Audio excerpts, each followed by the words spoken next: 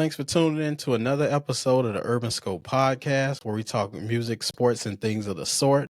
Today, I have a full slate of different topics that will lead into the new year, topics that I'm optimistic about for next year, and things that are slated on the horizon for next year.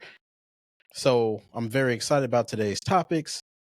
I'll start off by predicting or prognosticating for the new hip hop news for next year, some of the big topics that are big questions surrounding next year in hip hop about different things. So I'll first get into the different topics that I'm excited about next year to see what will happen with certain people and certain things in hip hop. So the first thing I wanted to discuss in hip hop is, will Drake make a comeback next year? We know that his For All the Dogs album released in October of 23, and he had a very rough and rocky 2024 year by his standards, just from a public standpoint, PR standpoint, I should say. His sales and things like that, he still was charted as one of the top artists on Spotify and Apple Music and all the streaming platforms. But just he took a hit PR wise. So will he be able to bounce back from that? Will he will he create another album that will put him back in good favor? Because we all know once you drop music, all things are forgiven once you produce. But if you're not producing, then everything is, exacerbated and everything is enlarged. Pause. So that's the biggest topic, or one of the biggest topics that I have for hip hop in 2025. Will Drake make that comeback musically? The second topic, will Kendrick use the momentum from this year, from the summer of this year or the spring of this year, into 2025? Now, we all know that he's just released the album GNX a few weeks ago. He has the Super Bowl coming up in February, as well as the Grammys. He just announced the GNX tour with SZA starting next year as well. So it's going to be a lot of momentum that he can carry into next year. And he might, like I said, he usually drops albums around every 4 years. So with the production that he's done over the last year, he can probably sit out for another 4 or 5 years and pop back out, like the hermit that he usually presents himself as. So that's going to be a big topic, or a big point of contention for next year. Can he carry that momentum all the way into the end of next year, which we know with the tour and everything, he'll probably do so. And with everyone predicting that he'll drop another album in addition to that GNX album, it's going to be very interesting to see if he can carry that momentum over with the new album and with the release of the tour date and the album and the Super Bowl. So it's going to be a huge year for him regardless if he can carry it or not. The next topic, will we have a Wale sighting? Wale dropped a single, I believe, a month or two ago, but it's been a few years. I want to say it was 2021, 2022 when he last dropped an album. So it's been 2 or 3 years. And like I said, being a fan of Wale, I would love to see him put out music. He's always putting out music at a good rate, and always, he's pretty efficient with it as well. So will we see a Wale album next year? I would think so. He's past due for one. He usually drops every 2 years or so, and it's been a while. But I'm assuming he's been through a lot of personal things and had to take some time for himself, which sometimes you need to do so you can be maintain what you've been doing. So that was a point of another topic. And another topic, which artist will take that next leap, that quantum leap over to superstardom, that Travis Scott, Kendrick Lamar, Drake type of leap?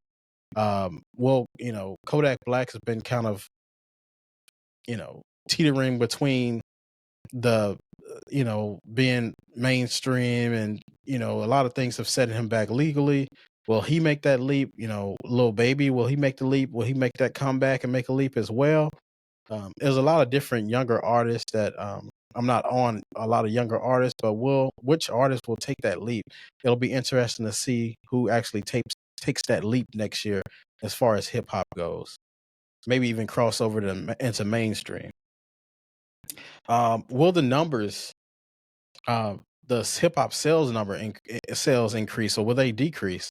Uh, who will put the numbers over the top? What different advances or technological advances will elevate those numbers to the next level? Because over the last few years or maybe the last decade, the number's been down due to the streaming. Even streaming numbers been down, even though people have access to streaming for free. Well, they pay a monthly fee every month and they have unlimited plays within that month.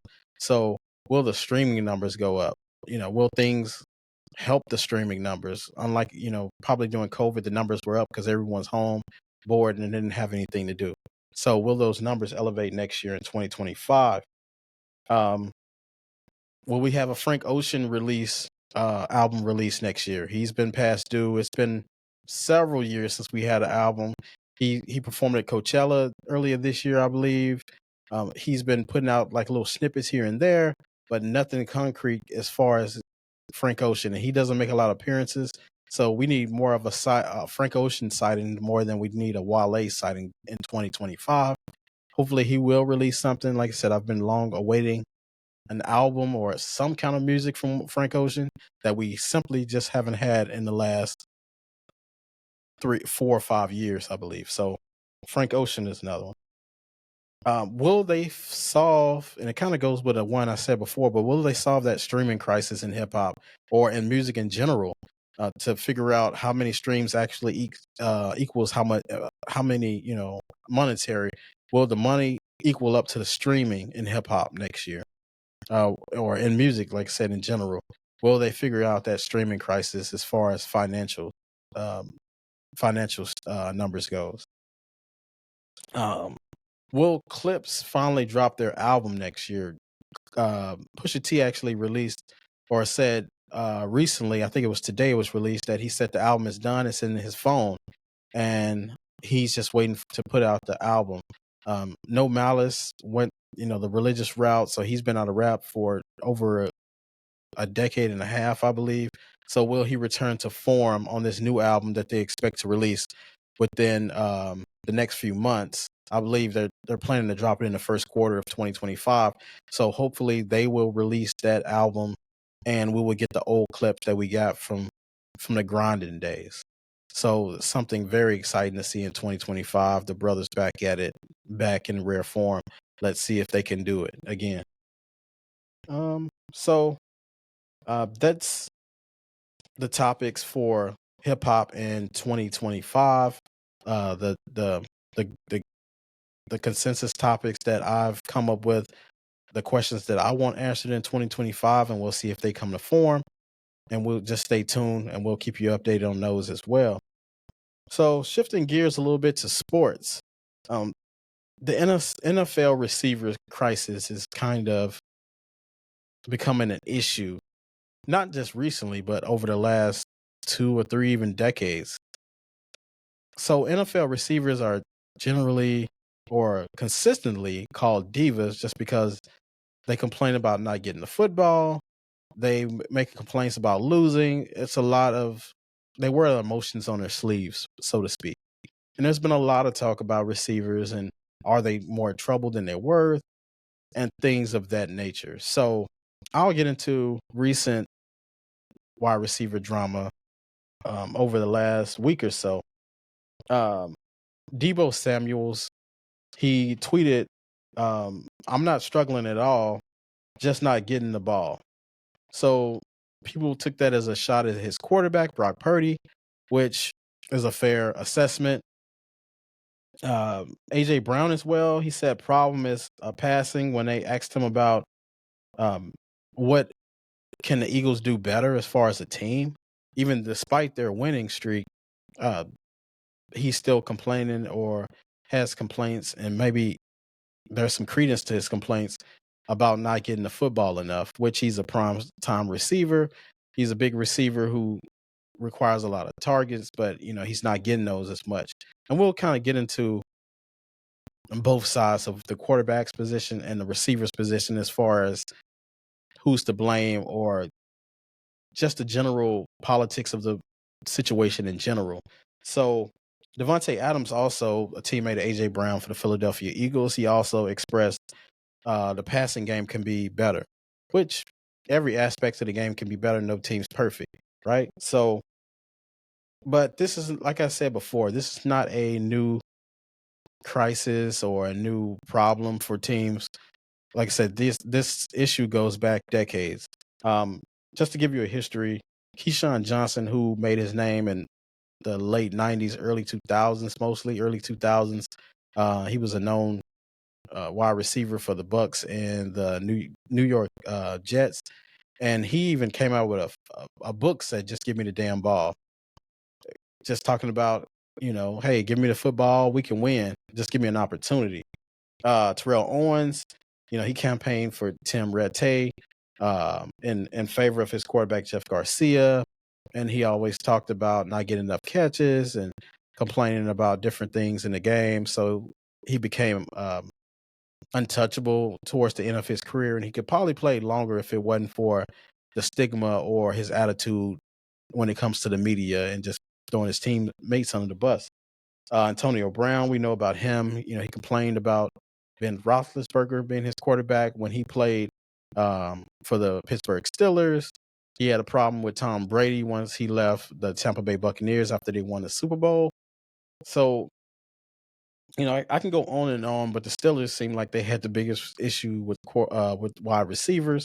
When you think about Juju Smith-Schuster or a Chase Claypool, it just haven't worked out for receivers in Pittsburgh.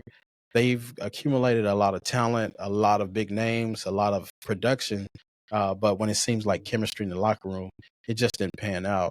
But just to just to give perspective from both sides, when you think about receivers, in order for them to get the football, there is a lot of different components, dependence wise, that has to happen for them to actually get the football.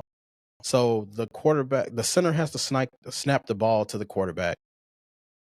The offensive linemen have to block for the quarterback. The receiver has to get open. The quarterback has to throw a pass where the receiver can get the ball. And that's a lot of different things. And this is probably usually happening in a matter of 3 to 5 seconds. So those receivers have to get off the line very fast and to be available for that quarterback to see them and to get a chance. And the game is faster than we watch it on TV. So as fast as we watching it on TV, it's probably 5 times faster for them on the field. All of these things are happening in motion, and they're not doing slow motion. So, um, like I said, I see both sides as far as quarterbacks and wide receivers, but I think it just has to be a little bit more patience on the wide receiver side, because you have to understand the quarterback has to scramble in the pocket or step back in the pocket with 300-pound linemen chasing him, and they have to look downfield, but you have 300-pound guys trying to tackle you at the same time. So it's very difficult and more complicated than most people see. But in the moment of time, and just looking at a perspective from the wide receivers, they rely on um, catches and touchdowns in order to negotiate their contracts, to get leverage, to get more money to feed their families. And from a fan perspective, we just think they're pouting, but everything is for a reason, and they're not just saying that because they want to show out, or they're doing this for leverage for their contracts to be able to get value, bring value to themselves. So I understand the receivers' gripes as far as not being able to get enough production, so they're devalued if you don't do that. If they don't get enough catches. Like I know Shannon Sharp talks a lot about sometimes you got to block and do all these things, but when you negotiate these contracts, the owners are not looking to see how many times you block. They're not watching film. They're looking at numbers. They're looking at how many catches have you had, how many yards you put up, how many yards per catch, how many touchdowns you given, and what value you bring to the team. And you can be the best blocker in the world, but that doesn't mean that they're gonna consider that in your contract, because most of the time, like I said, it's about the numbers. What production have you put on given to the team? And if you don't meet that production, you can have to reroute your family and do all these other things. But I think they just need to, I don't know, just receivers have to just speak up and have more meetings with the team, and just figure out better plays. And a lot of those coaches do. Like you have a Sean McVay from the Rams who will scheme to get players open, whether it be smoke screens or end around plays, all these different trick plays to get receivers involved that doesn't require a lot of time to and a lot of components to get those things going.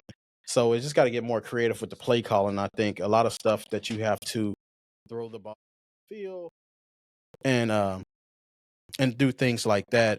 Sometimes that can make things complicated. So I trust that they'll probably eventually figure it out. But like I said, this problem has been occurring for the last 2 or 3 decades. So it's just going to be something that is a part of the business. So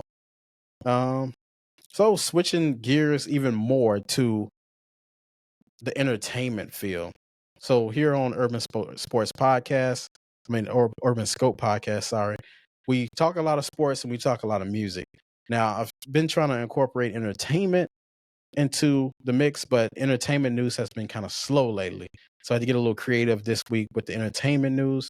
So I've compiled 10 movies that are scheduled to release. Now, these are tentative release dates for 2025 of movies that I look forward to releasing in 2025. So a lot of these movies have release dates that are exact, but we all know in the industry those dates are more likely to be moved back. They won't be moved up more than likely, but they'll be moved back maybe even to 2026. But these are the movies that are slated for a 2025 release. So I'll get into the 10 movies and I'll kind of give a little summary about these movies as well. I guess from my perspective, like I said, and I covered this on my last podcast, a lot of these movies are sequels or remakes. So I'll get into the first movie. So the first movie is Superman Legacy, which is directed by James Gunn. And it's slated to come out in July 11th of 2025, tentatively. Superman movies have not been good in the past, so I'm interested to see what the new actor that they have on the Superman Legacy movie, what kind of twist or what kind of storyline there will be, how the graphics or the CG will look, how will it all come together? Will it actually be a cohesive piece of work and something that will have replay value to it or just play value to it? Because the last couple of Superman movies been forgettable, to say the least. And then the second movie that I look forward to releasing in 2025 tentatively is the Michael Jackson movie entitled Michael. Michael Jackson is played by Jafar Jackson, which is one of Michael Jackson's sons. So I'm interested to see how that turns out.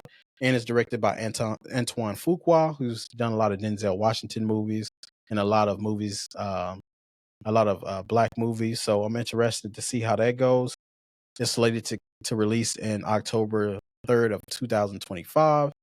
And I'm also excited about the Michael Jackson movie because one of my classmates from Tennessee State University, Jamal Henderson, is actually playing Jermaine Jackson in the movie. So I'm excited about that. Kudos to Jamal for getting that role. That'll probably set him over the top. But he's been doing a lot of acting and stuff in smaller roles lately. So hopefully this will be the big break that he needed. So I'm very excited to watch that movie. Third movie I'm looking for is The Den of Thieves 2, Pantera, which is slated to release January 10th of next year. So, in a few weeks, actually, probably 3 or 4 weeks, about 3 weeks actually. So I definitely would go look at that one. Den of Thieves 1 was a very good movie to me. I like all the bank robbery movies. I don't know, it's just interesting because it really wouldn't happen in real life. So just to get that escape from real life, to watch those movies and then be able to laugh about different components that you knew would never happen. But the acting in the movie was good. The first one had 50 Cent, O'Shea Jackson Jr., who is Ice Cube's son, was in it. He's going to be in the second one as well. Gerard Butler, who was in the first one, will be in the second one as well. And a bunch of different other actors that you've probably seen in different movies were in it. Were in the first Den of Thieves, which I believe was on Netflix for a while. I'm not sure what streaming platform it's on now, but the Den of Thieves 2 is amazing. Well, Den of Thieves 1, sorry, is amazing. So I know 2 should even be better, especially the way they left on Den of Thieves 1. The fourth movie is Scary Movie 6. I talked about this before Marlon Wayans announced a couple months ago that this movie will be releasing in 2025. It doesn't have an exact release date yet because they just announced it probably a couple months ago that the movie was actually it was in production. So that'll be a good movie and to watch because I haven't watched Scary Movie since Scary Movie 2 once the Wayans brothers stopped, being a part of the movies.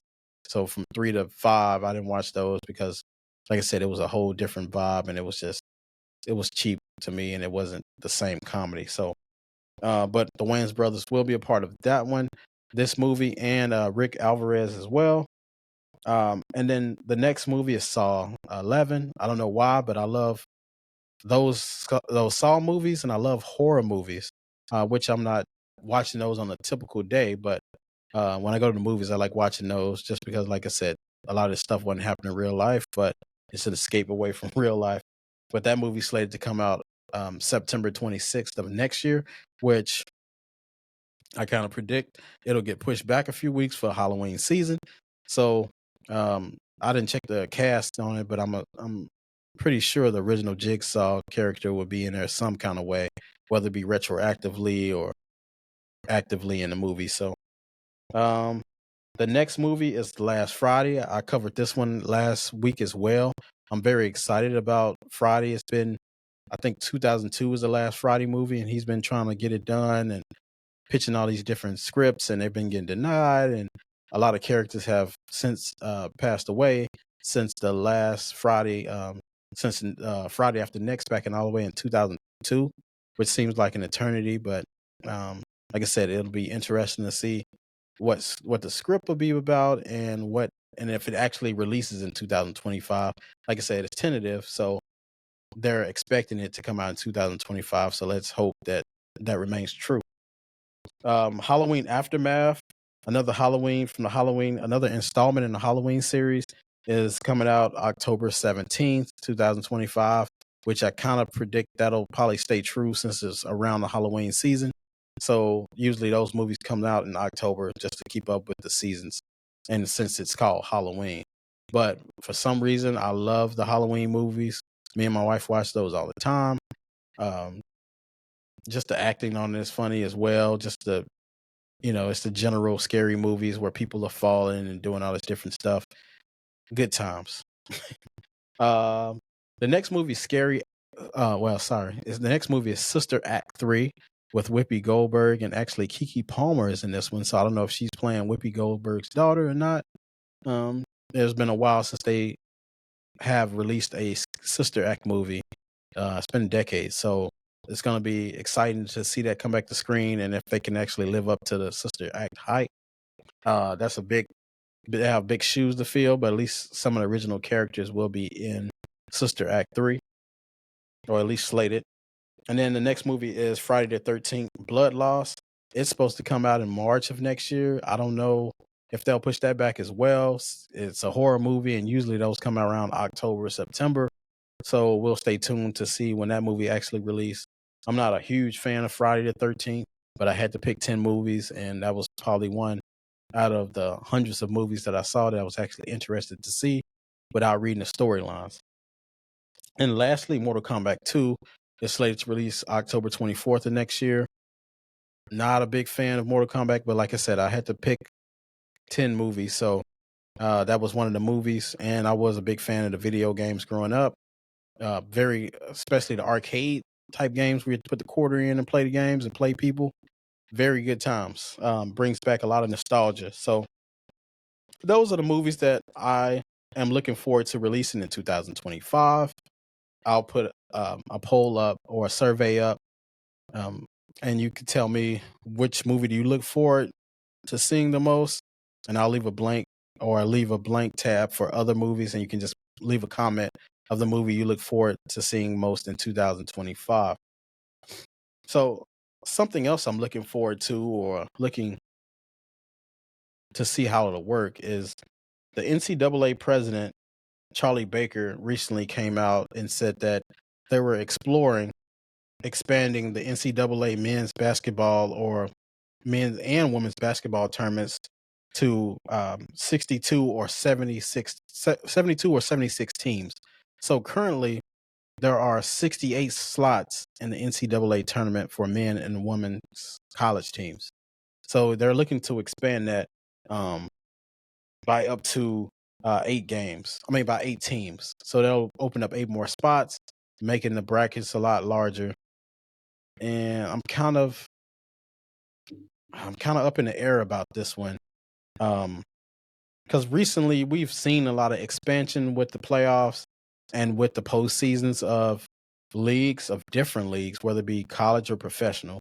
So college football didn't have a playoff system into a couple of years, and they incorporated this 4 playoff team system, which was kind of good because you get to see more teams and you get to see more football. So for the fan, it's very exciting. For the NCAA, they make more money because they have more games, more revenue, generate more interest, and more content is out there. So it's good from the fan and perspective, and for for the NCAA in general and for these colleges to generate more revenue. But for competition and for just general fatigue and players' health, I'm not sure if it's going to be a benefit or a detriment to these teams and players. So I got into college football in their playoff system. They had 4 team system, but they expanded to a 12 team system this year. So we'll see the effects of what effect it will have on those players after the season, players trying to get drafted, players trying to extend their careers.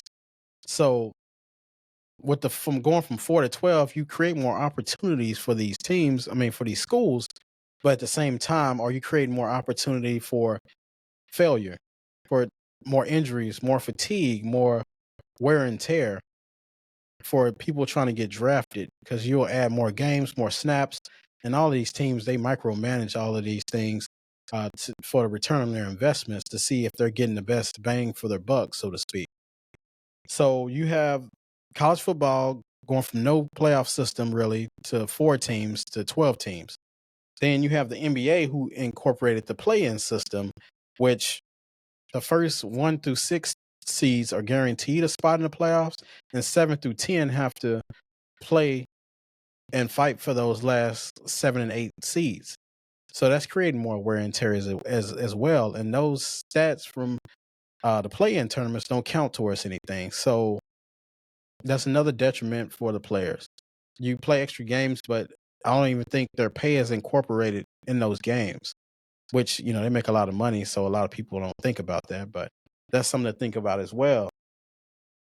In addition to the NBA, they incorporated the in-season tournament, which is incorporated in the 82 games, I believe. So it's really no loss there except for just playing for having something to play for in the middle of the season to give players more incentive to play these games. But we see that players really don't care because they're still missing games. So it's kind of losing its purpose, right? So they're going to have to figure out the play-in system. The play-in system has seemed to work and it's created more excitement for the fans, but the in-season tournament has become a joke for the most part because you win the in-season tournament isn't the championship. So most teams realize that and they don't take it as serious because they know they're not going to be dinged for not winning an in-season tournament. There's very few critics who criticize you for not winning those tournaments. Nobody's going to keep the stats and just say, well, they never won an in-season tournament.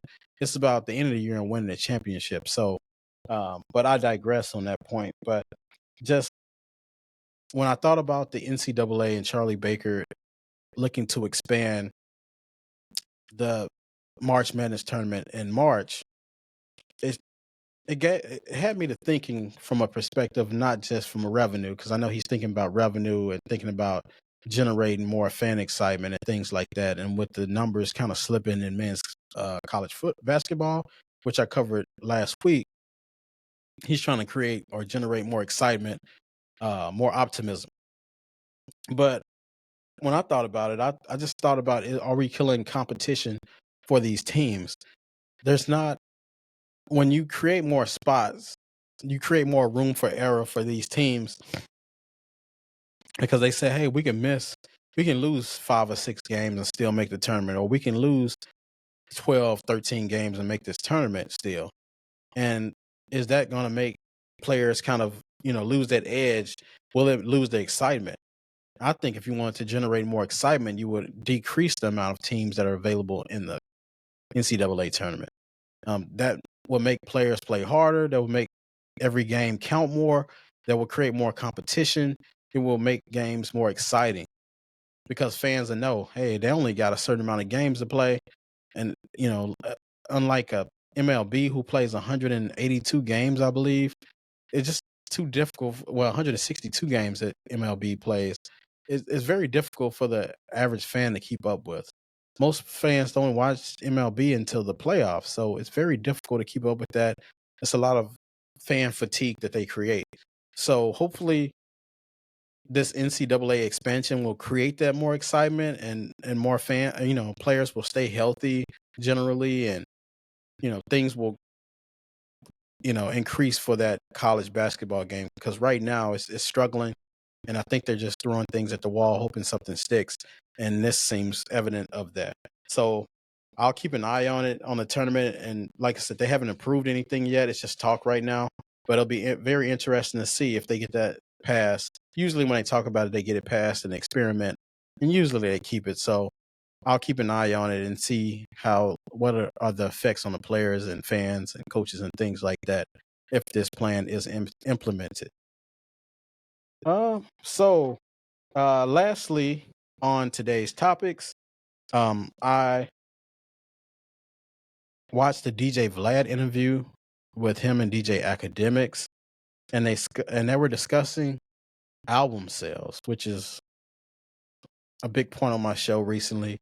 They talked about album sales, and they talked about album sales and talked about Lil Baby. And they talked about Lil Baby, when he released an album, will he sell like he used to?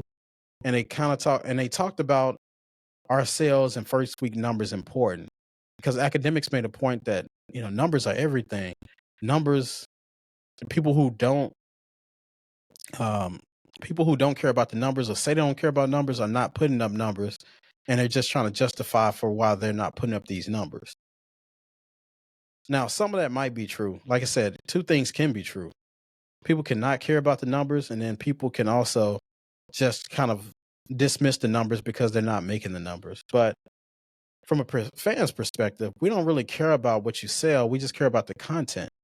Now, people like Academics and Vlad, of course, and I can throw myself in there. I care about the numbers a little bit because it gives you leverage when you're trying to negotiate deals and trying to get on these platforms and get the success. You have to verify that with numbers. But for the average fan or for the fans of music, they don't look at your album sales and judge you off of that, whether they're going to listen to it or not. People have their favorite artist and they'll listen to it regardless. Like I listen to a Common, and I don't care about his album sales. I just care about the content. Like Nas, his first album, Illmatic, didn't do too well the first week. I mean, it eventually became a cult classic, but it didn't really do well. I think it probably sold 2 times platinum in an era that everyone was going platinum. But it's not about, like I said, the numbers only matter to the person who's trying to leverage when it comes to negotiation, or leverage when it comes to being a leader, or trying to be, prominent, like trying to be like a Pat McAfee or Stephen A. Smith when they're trying to negotiate these contracts. But for the average fan the artist who's trying to put out art, numbers don't determine if your album was good or not. Only thing it determines if you was popular or not. Because there's been albums that sold a lot that are not that good, and there's been albums that didn't sell well that are amazing and that people probably never heard. I know people that listen to only local artists because they don't like all the pop stuff and all of that stuff. They like true art, and a lot of times you get true art from the artist that's still working a day job and is working 2 jobs, and he goes to the studio on the weekend. These artists are hungrier once they don't have deals and trying to get into the business. It's only when you get into the business and you're making all this money, doing all this partying, have all these distractions, that you don't dedicate to your craft, and the music suffers. That's why, and they kind of talked about like a Rihanna won't probably put out an album again because she's a billionaire now. She's made so much money off cosmetics and lingerie and clothing and things like that, that the music just really doesn't matter anymore because, like I said, whether I do well or not, I'm still a billionaire at the end of the day. I'm valued at $1 billion. So it, it doesn't matter. So I think, and they talked about Cardi B as well, not being able to drop an album.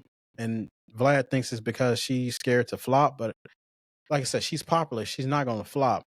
Um, Cardi B drops an album in the middle of the night. Everybody's going to listen to it at least once.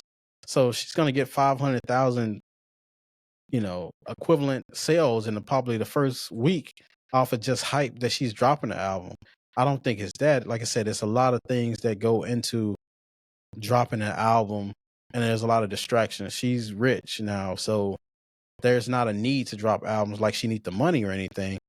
And like I said, all of these distractions cause different things. So when you think about the sales of these albums, the numbers really don't matter from a micro perspective. From a macro perspective, yeah, they count because they're numbers. They're going to be shown.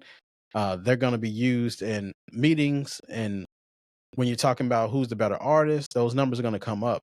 But from a fan perspective and what you have from the people on the ground levels that contribute to these sales and views, they're not going to care about that stuff. If you put out a good album, I don't care what your album sells. I just care about the content and how it makes me feel. And that what the problem with hip hop. Other genres don't do that. They don't put up numbers and say, "Oh, he did this first week." Other genres don't even talk about first week sales. Now, when you think about a Taylor Swift, they'll talk about if she broke a record or something like that.